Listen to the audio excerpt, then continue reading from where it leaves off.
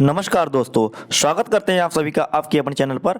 दोस्तों, सीटी 2024 का एग्जाम में केवल 2 दिन बचे हैं। आज के वीडियो में हम लोग मैथ्स पेडागोजी के 30 क्वेश्चन कवर करेंगे, जिसमें कि 15 क्वेश्चन न्यूमेरिकल प्रॉब्लम होंगे, 15 क्वेश्चन मैथ्स पेडागोजी के होंगे।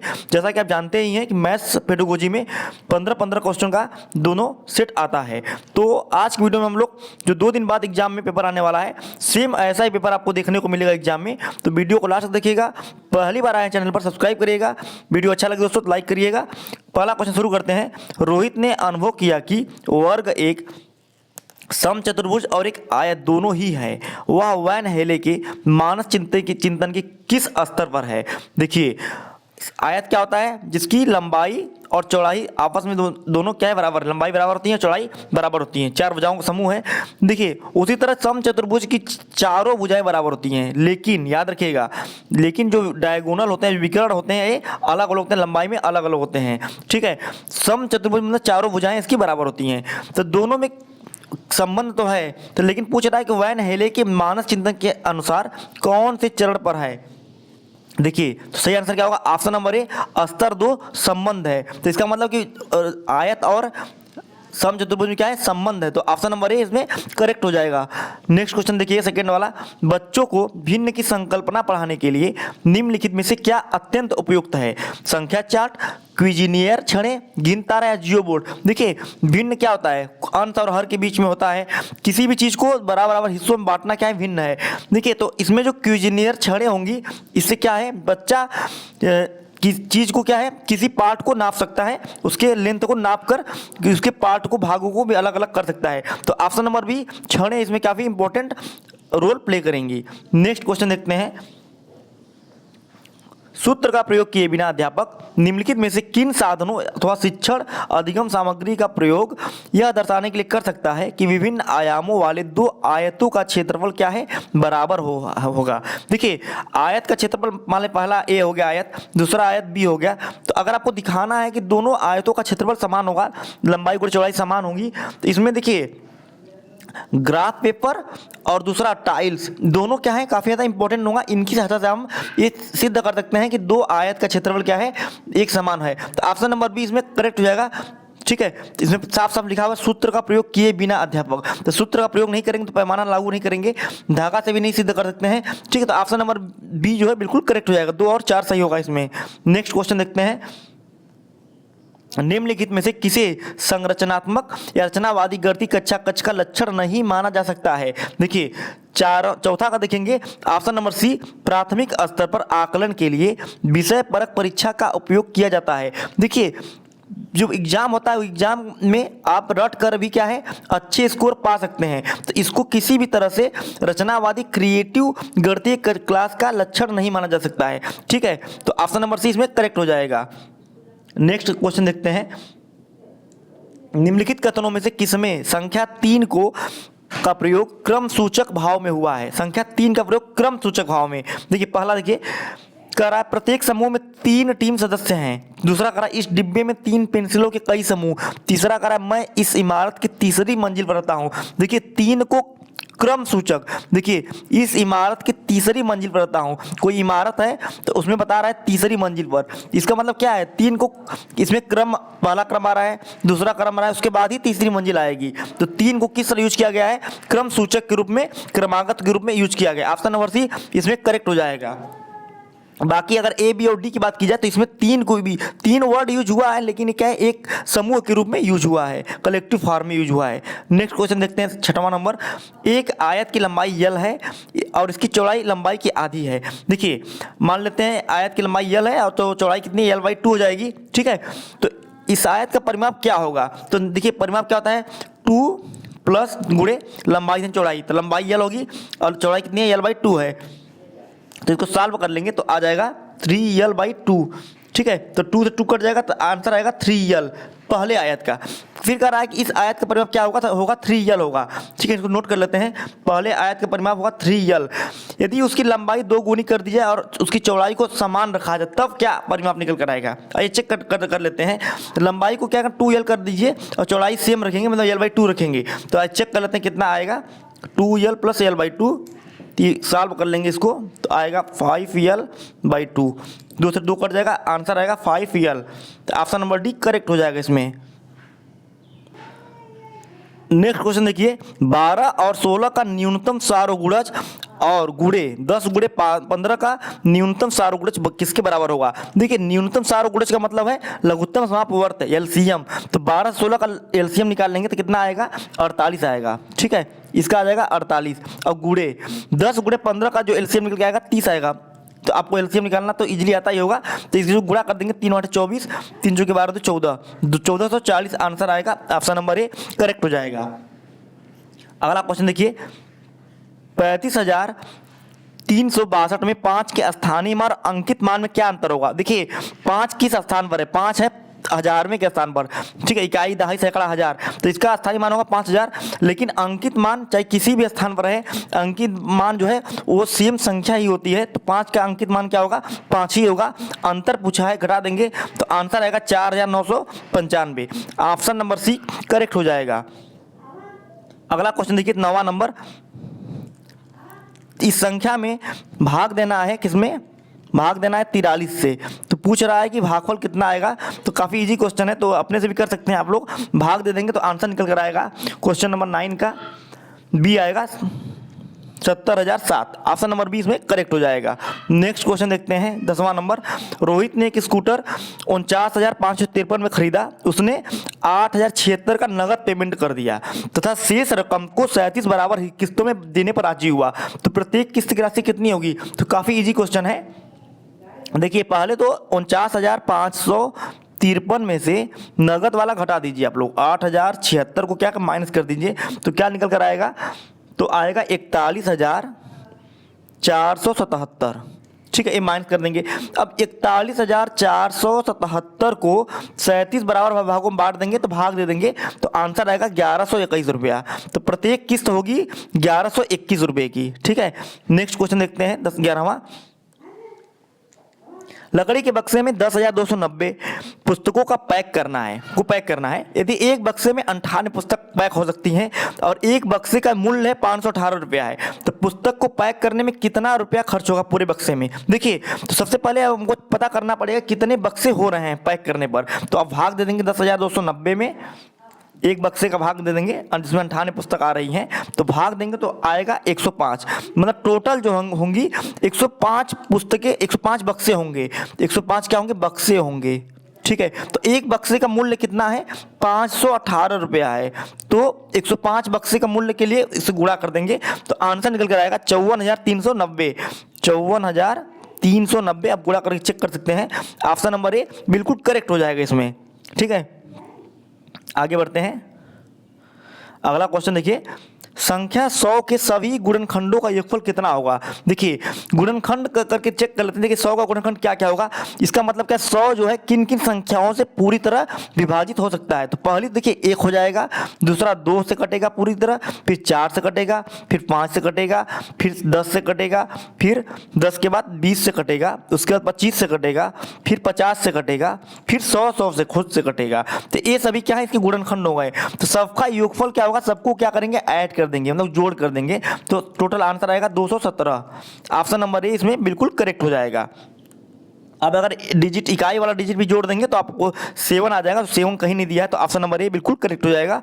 नेक्स्ट देखते हैं क्वेश्चन, 3 धन 1/3 या 3 सही 1/3, ठीक है, में कितने 1/6 हैं। देखिए इस क्वेश्चन को आप समझने के थोड़ा सा ऐसा समझ सकते हैं कि 4 में कितने 2 हैं। तो 4 में 2 से भाग देंगे तो आंसर आएगा 2 क्या है, 4 में 2 छिपे हुए हैं। तो उसी तरह 3 सही 1/3 में, जिसको ऐड कर देंगे पहले, 3 तिली के 9, 1 10/3। ठीक है, चाहे 3 सही 1/3 का ये, चाहे 10/3 का एक ही बात है।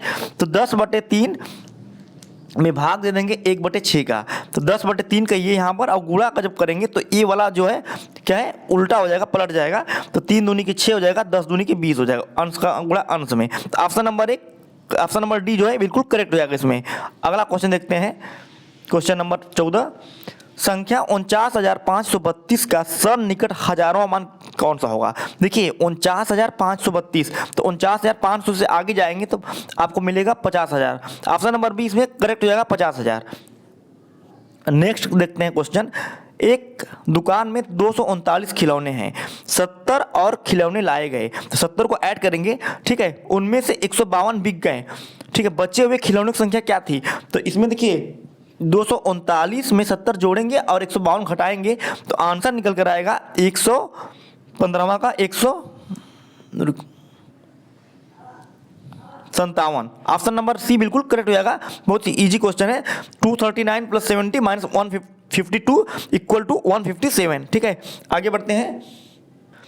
अगला क्वेश्चन देखिए, कक्षा सेकेंड के छात्रों को 44 लिखने के लिए कहा गया, तो कुछ ने 404 लिखा। अध्यापक के रूप में आप इसको कैसे संबोधित करेंगे? देखिए, उनकी कॉपी में सही उत्तर लिखेंगे, बिल्कुल ये काम नहीं करेंगे क्योंकि उत्तर जब गलत है तो आप सही भी नहीं लिखेंगे। अब सेकेंड है, उन्हें मूर्त पदार्थ से विनिमय नियम समझाएंगे।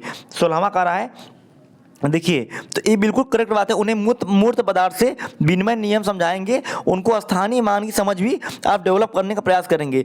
44 लिखने के लिए कहा गया लेकिन 404 लिखा, इसका मतलब कि उसे अभी तक इकाई दहाई का जो कंसेप्ट है समझ में नहीं आया है, विनिमय नियम उनको अच्छे से समझ में नहीं आया है। ठीक है, तो आप देखिए सी, देखिए उनको उस समूह में रखेंगे जिसमें सही लिखा है, ये भी नहीं करेंगे। ठीक है, उन्हें सही उत्तर प्राप्त करने के लिए कहेंगे। ठीक है, जो कहे देखिए सही उत्तर प्राप्त करने के लिए जरूर कहेंगे, लेकिन उन्हें मूर्त पदार्थ का मतलब है कंकड़ पत्थर सिक्कों के माध्यम से, ठीक है, जो टीएलएम मटेरियल है उनके माध्यम से उन्हें विनिमय नियम को समझाने का और उनके अंदर लघुत्तम, महत्तम और इकाई दहाई स्थानीय मान और इकाई दहाई जो कंसेप्ट समझाने का प्रयास करेंगे। ऑप्शन नंबर बी इसमें करेक्ट हो जाएगा।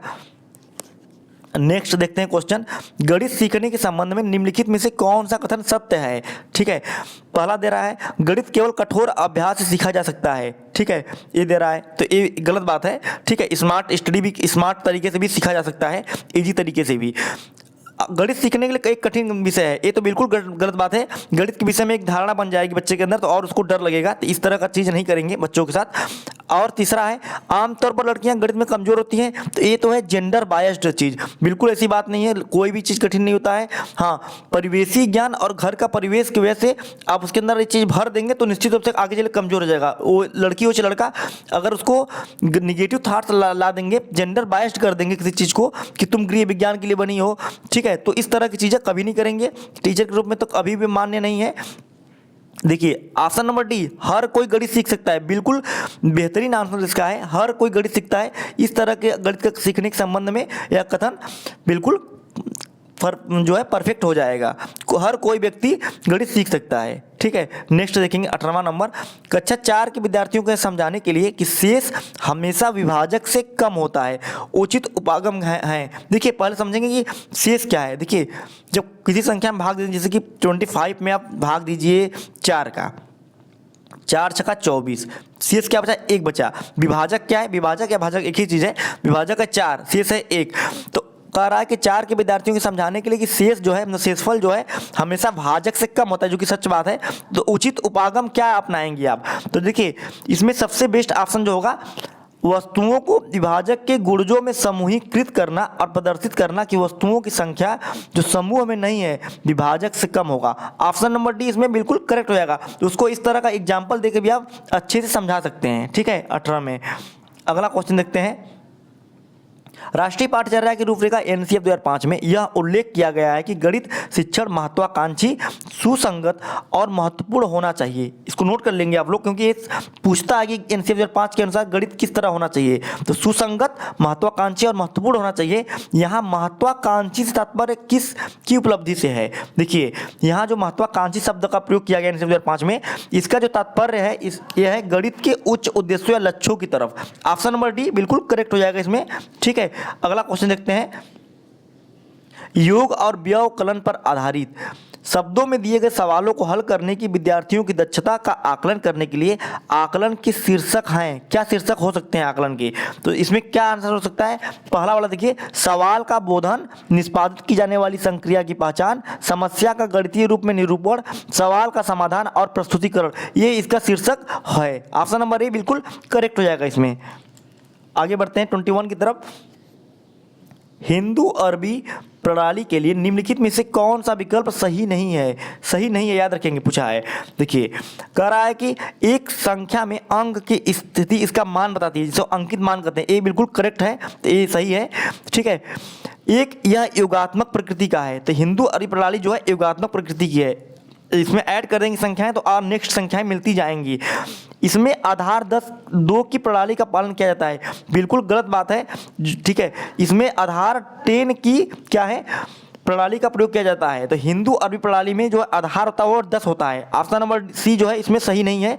देखिए, यह गुणात्मक प्रकृति का, ये भी बिल्कुल करेक्ट है। तो इसमें गुणा, भाग, जोड़, घटाना ये सभी प्रकृति शामिल है, तो ऑप्शन नंबर सी इसमें करेक्ट हो जाएगा। इसमें नेक्स्ट क्वेश्चन देखते हैं, गणित के शिक्षण अधिगम संदर्भ में निम्नलिखित में से कौन सी प्रक्रिया वांछनीय नहीं है? देखिए 22वां देखेंगे, पहला देखिए, खुली पुस्तक परीक्षा से बचना चाहिए, तो यह चीज वांछनीय नहीं है, ठीक है। विद्यार्थियों को बताना चाहिए कि प्रश्नों को हल करने के लिए निर्धारित कदमों का अनुकरण करें, तो ये भी सही नहीं है, ठीक है। भ्रांति को रोकने के लिए मुक्त उत्तर वाले ओपन एंडेड प्रश्नों से बचना चाहिए, जी बिल्कुल नहीं। हाँ, मुक्त एंडेड मतलब जितने भी ज़्यादा क्वेश्चन आप ओपन एंडेड मतलब कि जिसके आंसर एक से ज़्यादा आए, उस तरह के जब प्रश्न कराएंगे आप, तो बच्चे को ज़्यादा कंसेप्ट उसका क्लियर होगा।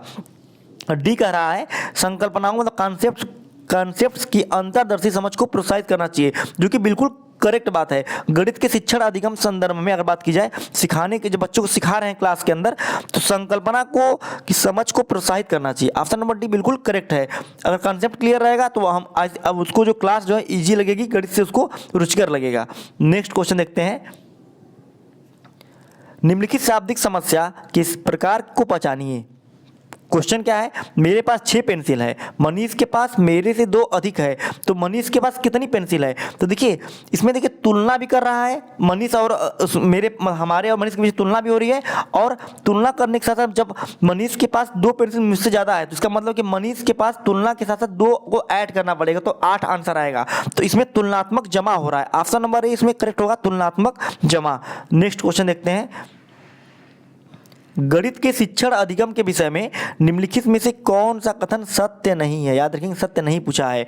देखिए 24, देखिए पहला कह रहा है, नमूनों के अवलोकन और सामान्यीकरण से प्राथमिक कक्षा के विद्यार्थियों में गणितीय ज्ञान का सर्जन किया जा सकता है, सृजन होता है यहाँ पर, तो ये बिल्कुल करेक्ट बात है, ठीक है, पहला वाला सही है। और देखिए दूसरा कह रहा बी वाला, गणितीय ज्ञान के सर्जन में तर्क और वार्ता की एक महत्वपूर्ण भूमिका है, जो कि बिल्कुल करेक्ट बात है, ठीक है, तो ये अभी दोनों सही है। गणितीय अधिगम में एक सामाजिक प्रक्रिया है जिसमें संवाद सम्मिलित है, ये भी बिल्कुल करेक्ट बात है। चौथा कह रहा है, गणितीय ज्ञान की रचना में संस्कृति और संदर्भों की कोई भूमिका नहीं है, ये बिल्कुल गलत बात है, ठीक है, तो ऑप्शन नंबर डी इसमें सही होगा। गणितीय ज्ञान में संस्कृति और संदर्भों की बहुत ज़्यादा भूमिका होती है। देखिए संस्कृति, बच्चा जिस संस्कृति परिवेश से आता है, तो उस घर का माहौल कैसा है, संस्कृति कैसी है, उसके आधार पर उसके दिमाग में गणित का जो है ना, कुछ बच्चे कहते हैं ना बचपन से ही तेज होते हैं, जिसका मतलब उनका जो संस्कृति है, परिवार में जहाँ रहते हैं वो लोग, तो वो काफ़ी ज़्यादा गणितीय संस्कृति एक प्रकार से उनके पास है, घरों के आसपास है, तो ऑप्शन नंबर डी इसमें करेक्ट नहीं होगा, ठीक है, भूमिका होती है, ठीक है। नेक्स्ट देखिए क्वेश्चन, चौथी कक्षा के विद्यार्थियों के लिए अधिगम उद्देश्य दिया गया है, क्या दिया गया है? विद्यार्थी दशमलव वाली 2 संख्याओं की, जो कि दशमलव के 2 स्थान तक हैं, को क्रम से रखने और उनकी तुलना करने की योग्यता रखता है, ठीक है। इस अधिगम का उद्देश्य उल्लेख करता है, क्या उल्लेख करता है? तो उल्लेख करता है विषयात्मक ध्येय, ऑप्शन नंबर डी इसमें करेक्ट होगा, विषयात्मक ध्येय को उल्लेख करता है, ठीक है। नेक्स्ट देखते हैं, निम्नलिखित में से कौन सा 11,1111 संख्या का प्रतिनिधित्व करता है? ये क्वेश्चन कई बार रिपीट किया एग्जाम में, तो 11,000 को देखिए 11,000 लिख लेंगे पहले, तो फिर 1100 को लिखेंगे, 1100 लिखेंगे, उसके बाद 1111 और 11 को अलग लिखेंगे, सबको ऐड जब करेंगे तो आंसर आएगा 12,111 ऑप्शन नंबर सी जो है बिल्कुल करेक्ट हो जाएगा। नेक्स्ट देखते हैं question, 500 centimetre plus 50 centimetre plus 5 kilometre किसके बराबर होगा? सबको देखिए आंसर मीटर में लिखा है, तो आपको मीटर में कन्वर्ट करना पड़ेगा। देखिए 1 मीटर बराबर क्या होता है? 100 सेंटीमीटर होता है, ये तो आप जानते ही होंगे। 1 मीटर बराबर 100 सेंटीमीटर, तो 500 सेंटीमीटर है, तो मतलब कितना होगा? 50 मीटर 5 मीटर हो जाएगा। 1 मीटर बराबर 100 सेंटीमीटर, तो 500 सेंटीमीटर कितना होगा, 5 मीटर के बराबर होगा। ठीक है, अभी 50 मीटर लिखा ये हुआ है। अब 1 किलोमीटर बराबर 1000 मीटर, तो ये हो जाएगा 5000 मीटर। सब कन्वर्ट हो गया सब मीटर में। तो अब देखिए सबको ऐड कर देंगे, आंसर निकल के आएगा 27 का। Option number B option number C 5055 metre. Option number C correct होगा। नेक्स्ट है, निम्नलिखित संख्याओं में कौन सी संख्या अवरोही क्रम को निरूपित करती है। देखिए तो अवरोही क्रम क्या है, डिसेंडिंग ऑर्डर, इंग्लिश में डिसेंडिंग मतलब घटते हुए क्रम में, मतलब बड़ा से छोटे की तरफ, मतलब बड़ा से छोटा की तरफ जाएगा, तभी ना घटते हुए क्रम में मिलेगा। कोई भी देखिए बड़ा से छोटे की तरफ मिलेगा। तो ऑप्शन नंबर सी देखिए 28 में सी, इसमें देखिए आपको बड़े से छोटे की तरफ मिल रहा है। ऑप्शन नंबर सी करेक्ट हो जाएगा। पहले 30.5 है, फिर 3 आएगा 3.5, फिर 3.055, फिर 3.05, फिर 3.005, फिर 3.355। तो ऑप्शन नंबर सी इसमें करेक्ट होगा। नेक्स्ट देखते हैं 29, 16 लीटर धारिता वाली एक बाल्टी पूर्ण रूप से पानी से भरी हुई है।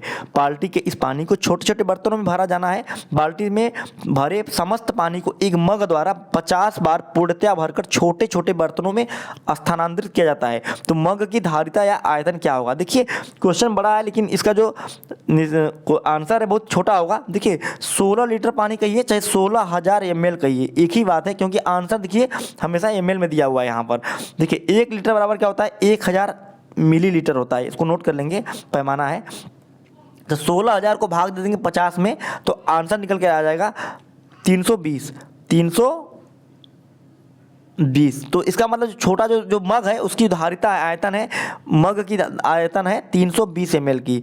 ठीक है, तो पूरा 50 बार में वो खाली कर दे रहा है। नेक्स्ट और लास्ट क्वेश्चन वीडियो का देखेंगे। यदि 30,028 बराबर 28 इकाई प्लस 28,000 प्लस यहाँ दहाई भरना है, तो रिक्त स्थान क्या आएगा, पहले सॉल्व कर लेते हैं। देखिए 28 इकाई का, देखिए 30,028 में से इसको माइनस करेंगे तो 28 इकाई मतलब 28 हो जाएगा। 28 गुणे 1 इकाई का मतलब 1 होता है, और 28,000 का मतलब 28 गुणे 1000।